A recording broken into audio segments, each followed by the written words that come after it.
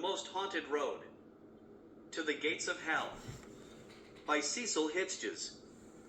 Copyright 2024 by Cecil Hitchens. All rights reserved. No part of this book may be reproduced or transmitted in any form or by any means, electronic or mechanical, including photocopy, recording, or any information retrieval system, without the written permission of the publisher. Introduction.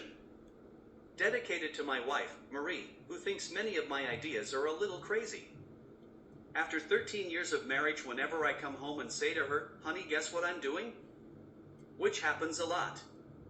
She knows it is not just me, but she will also be getting involved in some sort of fashion. She hopes that many of my ideas will just go away. 90% of the time it does not. When it does not go away, she supports me 100%. Including my ghost hunting business and me writing this book. Introduction number 2. As the title suggests, the subject of this book is about the most haunted 11 miles of road in the United States, if not the world. Riverdale Road is located in Thornton, Colorado. It has many tales of paranormal occurrences. Whether these short stories are true or not, paranormal enthusiasts flock to the area to investigate strange occurrences and spirits that continue to scare residents. Many burial crosses, which are too numerous to count, are found on this road. These unalived people decided not to heed the warnings and continue to test the limits of the underworld. A few of the stories end well, but most end up in a horrific ending. The tales contained in this book are tales retold to me. The places are actual, but the names are made up to protect the victims. Some content may not be suitable for children and even some adults. They could trigger long-lasting negative psychological effects. Only continue reading at your own risk. Chapter 1. Black Devil Dog. The desolate ribbon of asphalt stretched beneath a bruised purple twilight, the only sound the rhythmic crunch of gravel under unseen paws. A low growl rumbled through the tall stalks of corn lining the road, a sound that sent shivers down the spine of the Colorado night. It was the Black Devil Dog. This was not your average stray. Its fur was the color of extinguished embers, its form shifting and rippling like smoke. Glowing embers for eyes, redder than any campfire, scanned the desolate road. It craved a different kind of sustenance, the raw, primal fear that spiked with the metallic tang of human blood. The black dog wasn't driven by hunger, but a twisted sense of amusement. It had stalked these farmlands for generations, a phantom terror whispered about in hushed tones. Children were warned of the creature, their bedtime stories laced with the chilling image of fiery eyes and gnashing teeth. It targeted the vulnerable, the lone farmer returning from town, the young couple on a late-night drive-in date, the old woman tending her roses at dusk. No one was safe when the black dog was on the prowl. Sunrise brought an uneasy peace. The fiery eyes vanished, the chilling presence lifting. Locals whispered the creature belonged to the owners of the ramshackle farmhouse on the edge of the county, a place shrouded in rumor. Some said they were devil worshippers, others simply avoided it altogether. The truth was far worse. The black dog was not a flesh and bone beast, but a malevolent spirit bound to the owners, tethered to the mortal plane by their dark pact. Bullets passed through it, traps lay sprung, for the creature was not vulnerable to the weapons of the living. It was a nightmare given form, a relentless hunter fueled by fear and despair.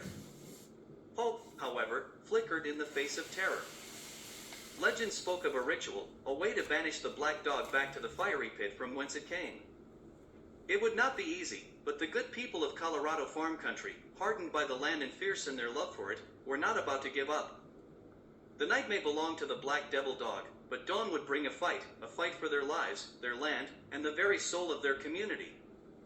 Chapter 2. Woman Jogger. The sunrise used to paint the winding country road in hues of apricot and rose, a perfect backdrop for Sarah's morning jog. But today, the asphalt gleamed a cold, unforgiving gray. A crumpled pile of athletic wear lay abandoned on the shoulder, a stark contrast to the vibrant sunrise Sarah would not see again. A reckless driver, phone glued to his ear, had turned the scenic route into a scene of tragedy. Sarah lingered. Not as a memory in the minds of loved ones, but as a tethered wisp, a spectral, meaning of or like a ghost, echo of her former self. No pearly gates awaited her, just the chilling emptiness of being unseen, unheard. Fury, hot and sharp, bloomed in her chest. The driver, unscathed, had not even stopped. He had just sped away, leaving her life shattered on the pavement. The first jogger who passed, a young man with earbuds firmly in place, became the target of her wrath. A spectral chill, a sudden gust of wind that sent shivers down his spine, these were her warnings. He quickened his pace, muttering about the sudden cold. Sarah, a chilling echo of her former self, reached out with a spectral hand. The man stumbled, his earbuds clattering to the ground. Ground. He glanced back, bewildered, but saw nothing. Days bled into weeks. The once vibrant sunrise became a constant reminder of her stolen life. Every jogger, every cyclist who passed became a potential target. A misplaced rock that sent a biker over their handlebars, a fallen branch that would trip a runner and send them sprawling, these were her silent screams for vengeance. Fear, a chilling presence, began to cling to the once peaceful road. One crisp morning, a young girl, barely a teenager, skipped down the path. Sarah faltered. The girl, unlike the others, was not lost in music or self-absorption. She hummed a cheerful tune, her eyes sparkling with the joy of life. Sarah felt a pang, a flicker of something akin to regret. This was not justice, it was creating another victim. Tears, silent and unseen, streamed down her spectral face. As the girl skipped past, Sarah reached out, not with a vengeful hand, but with a gentle breeze that ruffled the girl's hair.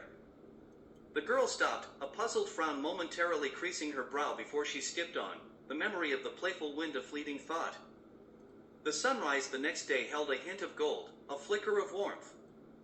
Sarah, her spectral form dimmer, looked at the empty road with a strange sense of peace. Maybe vengeance wasn't the answer. Maybe finding peace, even in this spectral existence, was the only way to truly move on. The road remained silent, but for the first time, the silence did not scream with rage. It hummed with a faint whisper of acceptance. Chapter 3. Black Ghost Camaro. The midnight air hung heavy as the Black Camaro, a legend whispered amongst local gearheads, materialized on the deserted highway. It was not black in the traditional sense, but rather absorbed the darkness itself, leaving only the faint outline of a muscle car against the inky backdrop. Its only illumination came from a single, flickering headlight, casting an erratic spotlight on the winding road ahead. This was not your average Camaro. This was a phantom, a restless spirit piloted by an unseen force with a singular desire, speed. As the engine rumbled to life, a sound that seemed to emanate from the bowels of hell itself, the Camaro lurched forward. The flickering headlight danced across the upcoming straightaway, a silent challenge. A lone Honda Civic, blissfully unaware of the spectral racer, crested a hill and found itself staring down the erratic glow. Before the driver could react, the Camaro was upon them, a blur of darkness. The Civic swerved, tires screaming in protest, but it was too late. The impact was a sickening crunch of metal, the Civic crumpling like an empty can. The Camaro, seemingly unharmed, did not even slow down, the flickering headlight continuing its manic dance. The news reports the next day were a grim litany of horror. Multiple car crashes along the otherwise quiet Riverdale Road. Twisted metal, shattered glass, and life snuffed out or forever altered. But there were no witnesses, no description of the other vehicle. Just the eerie detail of a single, flickering light disappearing into the night. The Camaro continued its rampage, a predator stalking its prey. It seemed drawn to the arrogant flickers of high beams from unsuspecting drivers, their displays of dominance mere invitations to a deadly game. Each challenge ended the same way, a symphony of destruction punctuated by the flickering malevolent eye of the Camaro. The local police were baffled. There were no skid marks, no traces of the other car. It was as if the Camaro materialized out of thin air, claimed its victim, and vanished just as quickly. Fear, a thick, suffocating fog, began to settle over the city of Thornton. The legend of the Black Ghost Camaro, once a campfire story, was now a terrifying reality. The highway became a deserted wasteland, a testament to the unseen evil that stalked its asphalt. But as with all predators, it craved a challenge. And with the deserted road, the flickering headlight dimmed, the engine sputtered, and the black Camaro, for the first time, seemed hesitant. The legend, it seemed, needed more than just speed. It needed fear. Chapter 4. Lady in White. The year was 1902. Elias Thorne, a man of ambition etched with lines deeper than his years, built a grand house on the outskirts of a dusty frontier farmland of Thornton, Colorado. Wrought iron gates, and extravagance in that desolate land, guarded the entrance. Inside, Elias lived with his wife, Amelia, their two daughters, Lily and Abigail, and their youngest, a rambunctious toddler named Thomas. But whispers began to snake through the town. Elias, once jovial, retreated within himself, his gaze growing distant. His booming laughter morphed into unsettling mutterings. One fateful night, screams tore through the quiet. Flames erupted, painting the night sky an angry red. By morning, only charred cinders remained of the Thorne estate, and Elias was gone. Amelia, presumed dead, never emerged from the inferno. Years bled into decades. Drivers swore they saw a spectral woman in a tattered white gown on the deserted road near the ruins. Her sorrowful cries echoed in the wind, a chilling lament that sent shivers down spines. Legend named her the Lady in White, forever searching. One crisp autumn night, a group of thrill-seekers, fueled by campfire whiskey and local lore, decided to venture near the gates of hell. As they approached, the air grew thick and oppressive. The woman in white materialized before them, her eyes burning with an otherworldly glow. Fear threatened to paralyze them, but a flicker of recognition sparked in the white lady's gaze. She pointed a skeletal finger towards the twisted remains of the iron gates. Intrigued, the group, armed with shovels and courage fueled by desperation, unearthed a hidden cellar beneath the ruins. Within, a heart-shaped locket lay nestled amongst the ash. It bore a faded photograph of Amelia, with a radiant smile, surrounded by her children. The Lady in White reached out, a faint warmth emanating from her spectral form. As the locket touched her spectral hand, a wave of peace washed over the area. The air grew lighter, the oppressive feeling vanished. The legend of the Lady in White never truly died. The sightings continued, but they were different now. The woman seemed less a vengeful spirit, more a beacon of sorrow. The gates of hell became a somber landmark, a chilling reminder of the tragedy that unfolded there. Perhaps, with the locket unearthed, Amelia could finally find a semblance of peace, her spirit no longer tethered to the place of her demise, but free to search for her children in whatever afterlife awaited. Chapter 5. Hanging Tree. The desolate Colorado farm stood as a monument to terror. The McKellen brothers, Jebediah and Samuel, vanished one harvest night, leaving their tools abandoned in the dusty fields. The following days revealed a gruesome sight, their lifeless forms swaying from the gnarled branches of ancient oaks, eyes wide with unspoken horror. The townsfolk whispered of shadowy figures with eyes like burning embers, descending upon the unsuspecting farmhands under the cloak of the full moon. Sheriff Henry, a weathered man with a heart as heavy as his gun belt, found no tracks, no clues, only an unnatural stillness that hung over the McKellen farm like a shroud. Fear proved a stronger force than reason. Jebediah's wife, Mary, fled Thornton with their young daughter, leaving the farm to its spectral inhabitants. The McKellen brothers' spirits remained, their forms flickering into sight beneath the full moon, a constant reminder of the night's unspeakable events. Years passed, the farmhouse succumbed to decay, and the whispers turned to hushed legends. Yet, on nights bathed in the silvery glow of a full moon, travelers on the deserted Riverdale road swore they could see the figures hanging from the trees, their spectral eyes filled with a silent plea. As dawn approached, they would vanish, leaving only the eerie silence and the unsettling knowledge that something wicked walked the McKellen farm under the watchful eye of the full moon. Chapter 6. Motorcycle Arrogance. The wind whipped through Jake's helmet as he tore down Riverdale Road on his 1,200 cubic centimeters motorcycle, the notorious stretch of asphalt weaving through the Colorado night. He was a daredevil on two wheels, unconcerned by the whispers of the road's dark reputation. Riverdale's 11 miles were a magnet for trouble. Long straights followed blind corners, a recipe for disaster even for the most seasoned rider. Yet, for Jake, it was a challenge, a chance to push his limits. Legends spoke of restless spirits, of phantoms lingering by the roadside, their malevolent eyes fixed on unsuspecting travelers. The markers lining the road, stark reminders of past tragedies, seemed to echo the warnings. But Jake scoffed at them. Suddenly, a dark shape materialized on the road ahead. Gravel scattered as he swerved, his heart hammering against his ribs. The figure vanished, leaving behind a chilling emptiness. A cold sweat slicked Jake's skin. Was it just a trick of the light, or something more? He didn't slow down. He couldn't. Fear was a luxury he couldn't afford. The next bend came up fast. This time, there was no time to react. The world tilted, the roar of the engine a death knell. Then, silence. Riverdale Road had claimed another soul, adding his story to its chilling legacy. Jake's spectral form now rides his ghost bike on this stretch of road to help the underworld claim more arrogant motorcyclists unwilling to heed the warnings of past tragedies. Chapter 7. Eternal Hitchhiker. The unforgiving desert sun beat down on Silas, a young man of 25, stranded on a desolate road. The year is 1945, at the end of World War II, and Sam is headed back from the front lines of the European theater.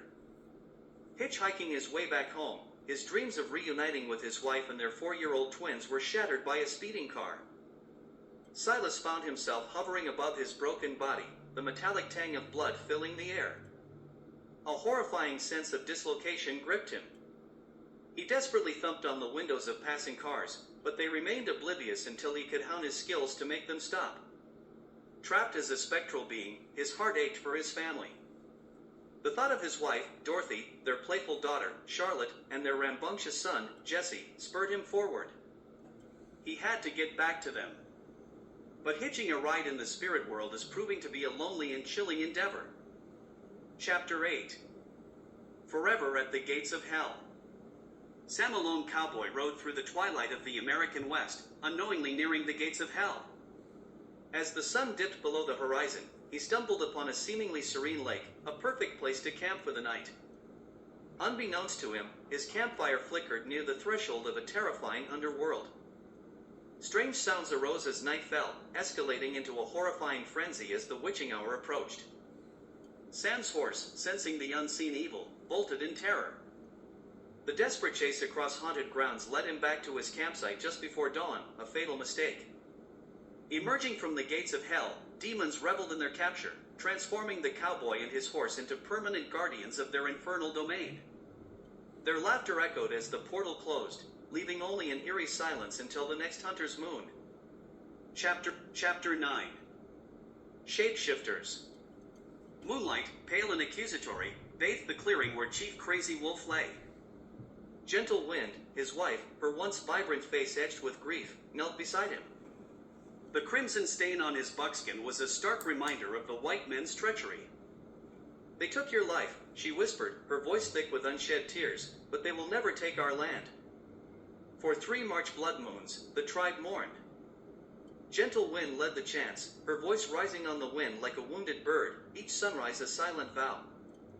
Finally, when the earth softened and the willows whispered their secrets, they carried Crazy Wolf to his final resting place.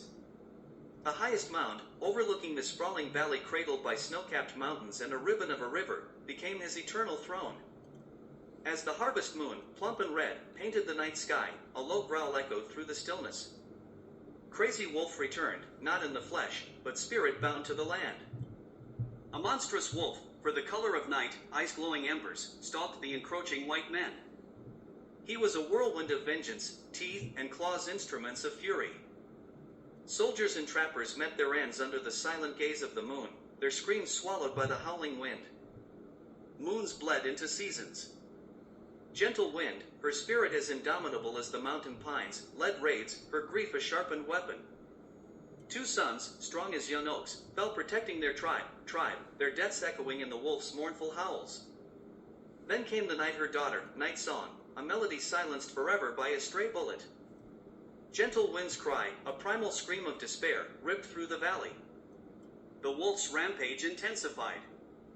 Each death fueled his vengeance, but also chipped away at the fragile thread tethering him to the spirit world. One by one, the white men fled, leaving the land stained with blood and a chilling legend. Gentle Wind, old and frail now, stood atop the sacred mound, gazing at the setting sun. A soft breeze carried the scent of pine and damp earth, the smell of life. As the final invader disappeared into the horizon, a solitary wolf, eyes dulling, watched from the shadows. A whimper escaped his throat, a sound both mournful and hopeful. With a heavy sigh, the wolf's form dissolved, merging with the mountain air. Gentle Wind, a solitary figure against the blood-red sky, offered a final prayer. Her people were free. But the echo of the wolf's howls, a constant reminder of sacrifice, would forever linger in the whispering pines, a cautionary tale for any who dared trespass on sacred ground. The future remained uncertain. Would the old ways return, vibrant and whole? Only time, a river forever flowing, could tell. Chapter 10. Slice of Golf. Hole number 17 at Riverdale Golf Course is notorious for more than just its challenging layout. Under the eerie glow of a pre-full moon night, the course transforms into a battleground between golfers and the paranormal. Legends say that the hole is built on a sacred burial ground, and the restless spirits of the past torment players with a series of misfortunes. The sloping greens become slick and treacherous, while strategically placed sand bunkers seem to grow larger with each swing. A thick fog rolls in, obscuring the fairway and leaving golfers disoriented. The once vibrant trees lining the hole twist into menacing shapes, their branches clawing at the sky. As if by unseen forces, balls take unexpected bounces, finding every hidden water hazard an unplayable lie. Swings now cause the divot ball to slice into the tree lead. Exhaustion sets in quicker than usual on this haunted hole. The air grows heavy, and an unsettling quiet hangs in the air, broken only by the occasional, distant scream of dismay from another hapless golfer. Phones buzz with calls from worried spouses, adding to the mounting tension. By the time they reach the green, many golfers are on the verge of collapse, their dreams of a perfect score shattered. The 19th hole, usually a haven for post-game camaraderie, offers little solace. The events on the 17th hole left players shaken and questioning their sanity. The drive home along Riverdale Road becomes a nerve-wracking ordeal, with every shadow and rustle of leaves amplifying their anxieties. Only the most stoic golfers can navigate this hole on a pre-full moon night and emerge unscathed. The combination of physical challenges and psychological torment ensures that even the most skilled players leave a piece of themselves on that haunted stretch of fairway. Chapter 11. Bicycling Bravado. Headwinds whipped past Amelia's helmet as she pushed her titanium bike to its limits. Cars and trucks were unwelcome intruders on their high-speed pilgrimage. The group weaved in and out of traffic, their unspoken pact to dance with danger. Legends of restless spirits and demonic phantoms flitted through Amelia's mind, but they were mere whispers compared to the roar of the wind and the thunder of her own heartbeat. Suddenly, a dark shape materialized on the road ahead. It was gone as quickly as it appeared, a trick of light or a spectral taunt?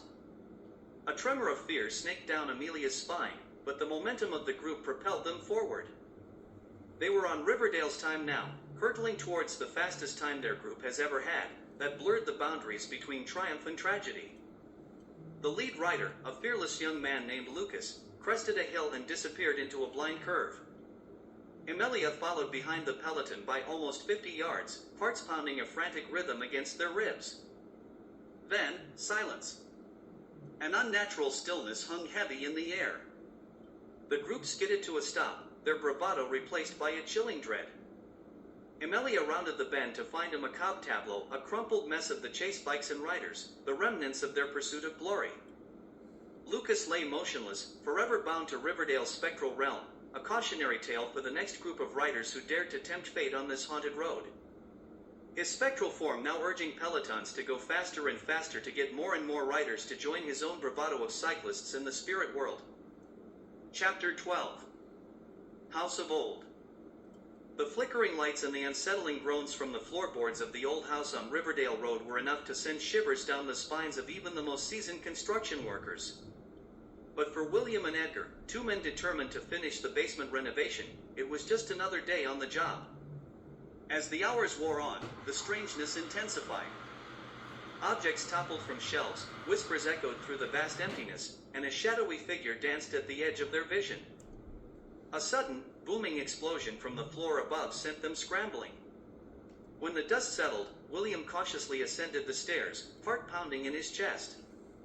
He found nothing but an unsettling silence. Back in the basement, he saw the raw terror etched on Edgar's face.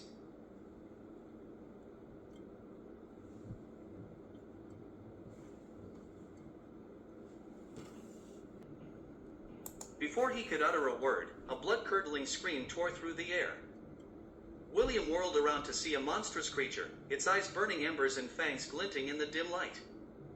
Panic surged through them, and they both bolted from the house, never to return. The house on Riverdale Road continued to repel renovation attempts. Workers would flee in terror, their accounts adding to the local lore. Finally, one fateful evening in the late 20th century, the structure succumbed to flames, taking 2 hapless souls with it. The authorities found their bodies decapitated, their faces contorted in expressions of pure, unadulterated terror. The fire on Riverdale Road was more than just a tragic accident.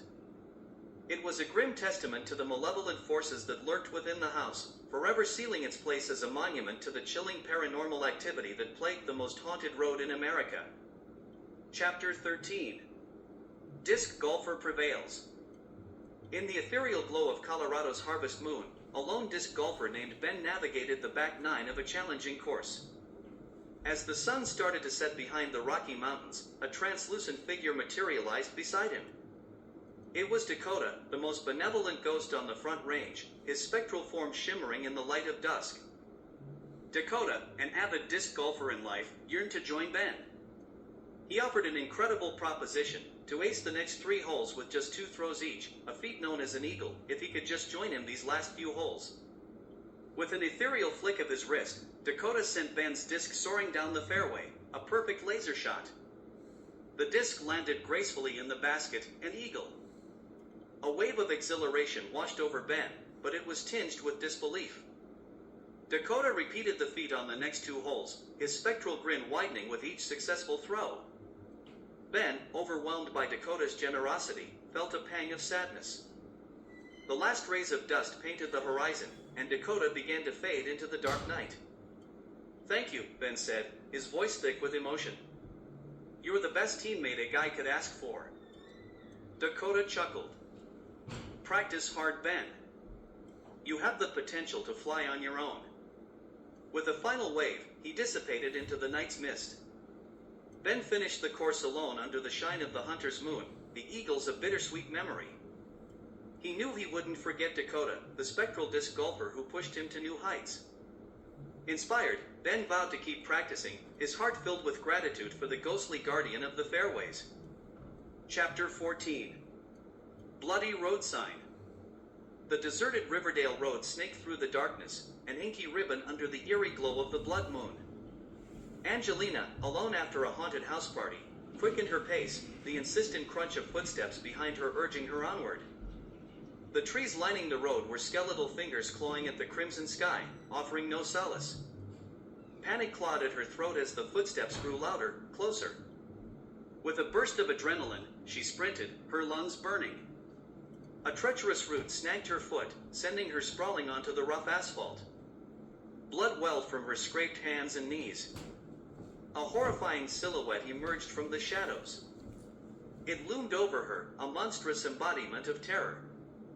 Angelina's scream died in her throat as the creature snatched her, a ragdoll in its grasp. A sickening thud as her body slammed against a signpost, the metal groaning under the impact. Her blood stained the cold surface as she clung desperately. The creature's guttural roar echoed in the night as it ripped her from the sign. Then, silence. The darkness claimed another victim, its secrets buried deep within the undergrowth. Legends say that on nights bathed in the glow of the harvest moon, faint handprints, stained a gruesome red, can still be seen on the old road sign, a chilling reminder of the horror that lurks in the shadows.